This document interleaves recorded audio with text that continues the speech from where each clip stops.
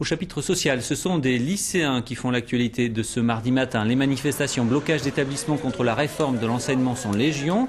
À Bayonne ou encore, vous le voyez, à Orthez, les lycéens de Gaston Phébus ainsi que les lycées agricoles et professionnels sont fermés. Dans les Landes, Espiau à Mont-de-Marsan ainsi que le lycée Sud des Landes à Tyrosse sont également bloqués.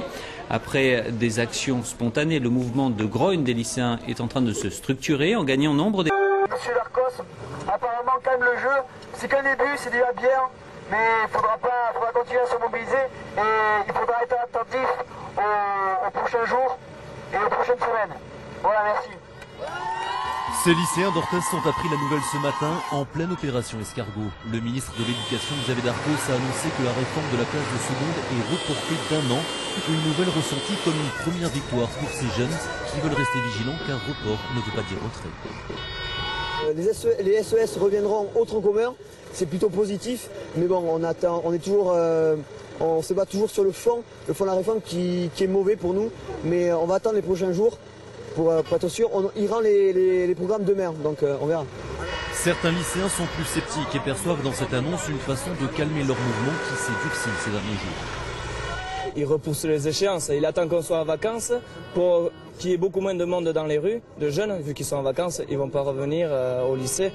Et moi je trouve que c'est un peu se voiler la face que de reporter. En marge du mouvement lycéen, les enseignants restent eux aussi dubitatifs après les annonces du ministre et se déclarent solidaires de leurs élèves. On partage leurs inquiétudes, on partage aussi en partie leurs revendications.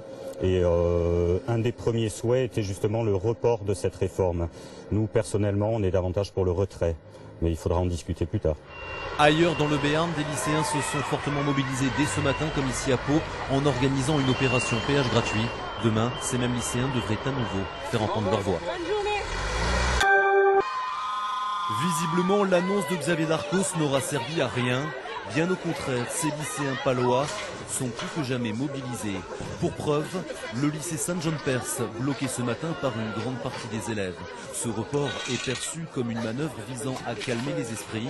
Ces lycéens veulent maintenant inscrire leur mouvement dans la durée. On a décidé de continuer à bloquer le lycée parce que nous ne voulons pas un simple report de la loi, mais de la réforme, mais nous voulons un retrait total. Les enseignants s'interrogent toujours sur les actions qu'ils pourraient mener contre cette réforme, tout en apportant leur soutien aux élèves. Que la réforme s'applique ou qu'elle ne s'applique pas, dans leur quotidien, rien ne va changer. Parce que ce dont ils souffrent, eux, le plus, c'est véritablement le manque d'investissement éducatif. Entre les lycéens et le ministère de l'Éducation, c'est sûr, le bras de fer continue.